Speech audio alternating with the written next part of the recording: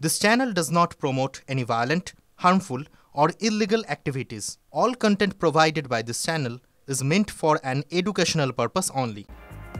অগস্টের শুরুতেই বাংলায় এসআইআর শুরু করতে পারে নির্বাচন কমিশন। 2রা আগস্ট থেকে শুরু হচ্ছে রাজ্যে নতুন প্রকল্প আমাদের পাড়া আমাদের সমাধান। 3টি বুথ নিয়ে তৈরি হবে একটি কেন্দ্র, সেখানেই পৌঁছে যাবেন সরকারি আধিকারিকেরা, থাকবেন স্থানীয় জনপ্রতিনিধিও। নিজেদের সমস্যার কথা জানাতে পারবেন স্থানীয়রা। বুথ প্রতি বরাদ্দ 10 লক্ষ টাকা, গোটা প্রকল্পের জন্য বরাদ্দ 8,000 কোটি টাকা ঘোষণা করেছেন স্বয়ং মুখ্যমন্ত্রী। নির্বাচন কমিশন এসআইআর শুরুর আগেই কি বুথের বাস্তব চিত্র জানতে চাইছে শাসক দল? ভোটারদের তথ্য আগেভাগে সংগ্রহ করতেই কি পাড়া প্রকল্প সরকারের? নির্বাচন কমিশনের সমান্তরাল ডেটা ব্যাংক তৈরি করতে চাইছে কি শাসক দল? প্রশ্ন তুলছে বিরোধীরা। আমার সমাধান সেটা একটাই, সেটা হচ্ছে তৃণমূলকে তাড়ান। তৃণমূলকে তাড়ান, সব সমস্যার অবসান। আর কোনো সমস্যা থাকবে না পশ্চিমবঙ্গে। একটাই সমস্যা, সেটা হচ্ছে তৃণমূল। দুটোই ভোটকে মাথায় রেখে, একটা হচ্ছে স্বচ্ছ নির্বাচন যাতে হয় সেটাকে চিন্তা করে, আরেকটা হচ্ছে যাতে করে ভোট কিনে নেওয়া যায় সেটাকে চিন্তা করে। তো এই দুটো প্রকল্প একসাথে হচ্ছে, হোক, কোনো অসুবিধা নেই। তৃণমূল কংগ্রেস তো কখনো কোনো সমাধান দেয় না, ওরা সমস্যা নিয়েই যায়। ওই প্রকল্পের নাম হচ্ছিল আমাদের পাড়া নতুন সমস্যা। আমরা যেটা মনে করছি সেটা হচ্ছে যে তৃণমূল কংগ্রেস এসে বলছে বুথে বুথে 1 লাখ টাকা করে দেবে, কার মাধ্যমে দেবে? এই সময় সরকারি প্রকল্পের নাম করে তৃণমূলের বুথ লেভেলের কর্মী বাহিনীর পকেটে টাকা ঢুকিয়ে তাদেরকে ভোটের জন্য রাস্তায় নামানোর কাজ তৃণমূল করছে। সেটা এসআইআর আগে সার্ভে হতে পারে বা ভোটে বোম মারা হতে পারে। মোট সরকারের টাকায় তৃণমূলের কর্মী বাহিনীকে আবার মোতায়েন করার কাজ করতে তৃণমূল সরকার। আসলে এর আগে যখন দুয়ারে সরকার হয়েছিল তখনই একই রকমের ব্যঙ্গ করেছিল। বাংলার মানুষ মমতা বন্দ্যোপাধ্যায়কে দুহাত উপর করে আশীর্বাদ করেছিল। আর এবার পাড়ায় সমাধান, আমার পাড়া আমার সমাধান, আমার পাড়ায় সমাধান, এই প্রকল্প আরম্ভ হওয়ার সাথে সাথে হৃদকম্পন ধরে গেছে। কারণ ওরা তো মানুষের সাথে থাকে না, মানুষের পাশে থাকে না, মানুষের বুথে বুথে প্রয়োজনে থাকে না। যে 10 লক্ষ টাকা বুথ পিছু মমতা বন্দ্যোপাধ্যায়ের ঘোষণা অনুযায়ী খরচ হবে, সেই টাকাটা পুরোটাই খরচ হবে এই টেন্ডার প্রক্রিয়ার মাধ্যমে। সুতরাং এই আহাম্মকের মতো, মূর্খের মতো উক্তি করে এরা আসলে মানুষের চাহিদাটাকে অসম্মান করছেন।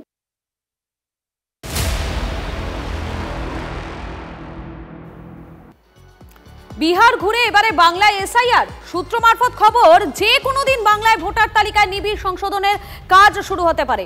অগস্টের প্রথম সপ্তাহে অর্থাৎ আগামী সপ্তাহে রাজ্যে ভোটার তালিকা সংশোধনের কাজ শুরু হতে পারে। সূত্র মারফত তেমনই জানা যাচ্ছে। নির্বাচন কমিশন সূত্রের খবর, ইতিমধ্যেই সব প্রস্তুতি নেওয়া হয়ে গিয়েছে, বিজ্ঞপ্তি জারি শুধু সময়ের অপেক্ষা। খবর সূত্রের জানা যাচ্ছে বিএলও যারা এই সমস্ত জায়গায় কাজ করবেন তাদের ভাতা ইতিমধ্যেই বাড়িয়ে দেওয়া হয়েছে। কমিশন সূত্রের খবর, দিনের পর দিন বহু আবেদন পড়েছে যেখানে মৃত ভোটারের পরিবারের সদস্যরা নাম বাদ দেওয়ার আবেদন জানিয়েছেন, কিন্তু এতদিন সেরকম সুনির্দিষ্ট পদ্ধতি ছিল না। এবারে এসআইআর এর মাধ্যমে এহেন মৃত ভোটারদের নাম বাদ দেওয়ার বিষয়টি আরও সুনির্দিষ্ট করতে চাইছে নির্বাচন কমিশন। এসআইআর পদ্ধতির পরে আধিকারিকেরা বাড়ি বাড়ি ঘুরে ফর্ম ফিল আপ করবেন যাতে মৃত ভোটার তালিকা শূন্য হবে, এমনটাই দাবি নির্বাচন কমিশনের।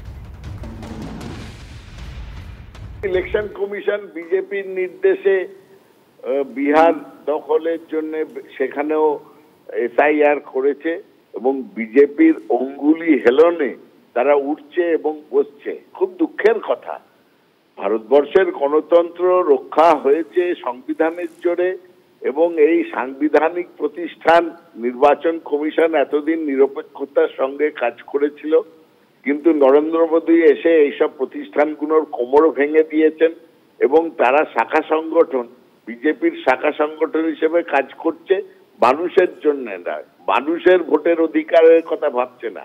বিজেপি কি করে ভোটে জিতবে তার জন্য ছলা কলা এবং নানা রকম খন্তি ফিকির আসছে। এইটার জন্য পূর্ব শর্ত হচ্ছে রাজনৈতিক দলগুলোর সঙ্গে আলাপ আলোচনা করে পরিকল্পনা করা হয়। নির্বাচন কমিশন রাজনৈতিক দলগুলোকে সঙ্গে নিয়ে সব কাজ করে। এবার কোনো রাজনৈতিক দলগুলোর সঙ্গে মিটিং করেনি, কোনো কিছু করেনি। কেন আসলে আছে এসআইআর, কিন্তু মনের মধ্যে আছে অন্য কিছু। বিজেপি যাতে সুবিধে পায় তার মতন করে ভোটার লিস্ট যদি রিভিশন করতে চায় সেটা বেঠিক হবে। ঘুরিয়ে সিএ অথবা এনআরসির ব্যবস্থা করছে, এটা কোনোভাবেই মেনে নেওয়া যায় না, উদ্দেশ্য অসৎ। খুব শীঘ্রই দেশ জুড়ে শুরু হবে ভোটার তালিকা পরিমার্জন। বিজ্ঞপ্তি প্রকাশ করে জানিয়ে দিল জাতীয় নির্বাচন কমিশন। দেশের নাগরিকদের গণতান্ত্রিক অধিকার নিশ্চিত করাই লক্ষ্য জানানো হলো নির্বাচন কমিশনের তরফে। দেশ জুড়ে কবে থেকে শুরু হবে এসআইআর, খুব শীঘ্রই জানাবে কমিশন। ওটা আর সাধারণ মানুষের রাস্তা আলো জল বন্ধ করা দুটো কখনোই এক নয়। এবং সবচেয়ে বড় কথা, আবার আই রিপিট, ওটা সুপ্রিম কোর্টে বিচারাধীন আছে, ওটা সাবজুডিস ম্যাটার। অকারণ বিজেপি যুক্তিতে পারছে না বলে কুযুক্তি খাড়া করছে, দুরাত্মার ছলের অভাব হয় না। এসআইআর এর বিরোধিতায় ভোট বয়কটে হুঁশিয়ারি তেজস্বী। তৃণমূল হাঁটছে নির্বাচন কমিশনের বিরুদ্ধে আন্দোলনের পথে। বিহারের মতো বাংলায় ভোটার লিস্টে নাম বাদ হলে কমিশন ঘেরাওয়ের হুঙ্কার তৃণমূল নেত্রীর। আপাতত ইন্ডিয়া জোটের পাশে থেকে পরিস্থিতির উপর নজর রাখছে তৃণমূল। কয়েকদিনের মধ্যেই তৃণমূল নেত্রীর নির্দেশে অসম যাচ্ছেন সুস্মিতা দেব।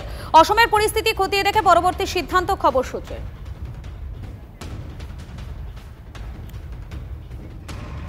21শে জুলাইয়ের মঞ্চ থেকে এসআইআর ইস্যুতে ঠিক কি বলেছিলেন তৃণমূল নেত্রী, একবার শোনাই আপনাদের। मिसरूल का बात करते हैं, मिसरूल तो आपका गवर्नमेंट का है। हम इलेक्शन कमीशन को चेयर को रेस्पेक्ट करते हैं, लेकिन जैसे बिहार में 40 लाखों का ज्यादा आदमी को नाम निकाल दिया और बंगाल में भी करने वाला है। अगर करेगा तो घेराव कर्मसूची करेंगे, पूरा घेराव होगा, पूरा आंदोलन होगा, हम नाम काटने नहीं देंगे। আর এসআইআর ইস্যুতে সংসদে চাপ অব্যাহত রাখলো বিরোধীরা। একদিকে বিহারের রাস্তায় নেমে আন্দোলন কংগ্রেস আরজেডির, অন্যদিকে সংসদের ভেতরে বাইরে প্রতিবাদে সামিল ইন্ডিয়া জোট। আপনাদের দেখাচ্ছি 4 দিনের ছবি, পরপর 4 দিনের ছবি দেখুন আপনারা। এসআইআর ইস্যুতে বিরোধীদের যে প্রতিবাদ, সেই প্রতিবাদ লাগাতার রয়েছে। 22 তারিখ, 23 তারিখ, 24 এবং 25, পরপর 4 দিনের ছবি আপনাদেরকে দেখাচ্ছি। এবং আজকের ছবিটা ঠিক কেমন রয়েছে, আজকের ছবিটা আপনাদেরকে একবার দেখায়। আজকেও কিন্তু এসআইআর লেখা একটি করে প্ল্যাকার্ড হাতে বিরোধীরা সংসদের বাইরে, সেখানে অব্যাহত রাখলো চাপ। দেখুন একবার।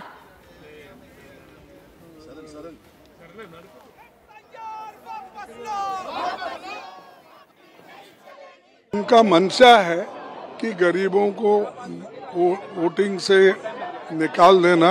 जब अडल्ट फ्रेंचाइज इस देश में लाया गया, पंडित जवाहरलाल नेहरू जी और डॉक्टर बाबा साहब अम्बेडकर, इन्होंने कहा सबको बराबरी का वोटिंग होना चाहिए, लेकिन ये लोग डर के मारे आज ये रिवाइज करने की जो कोशिश कर रहे, ये बहुत बुरी बात है। आज उन्होंने एक सर्कुलर निकाला, सिर्फ ये बिहार के लिए नहीं है, सारे देश में वो रिवीजन करेंगे, तो ये ठीक नहीं।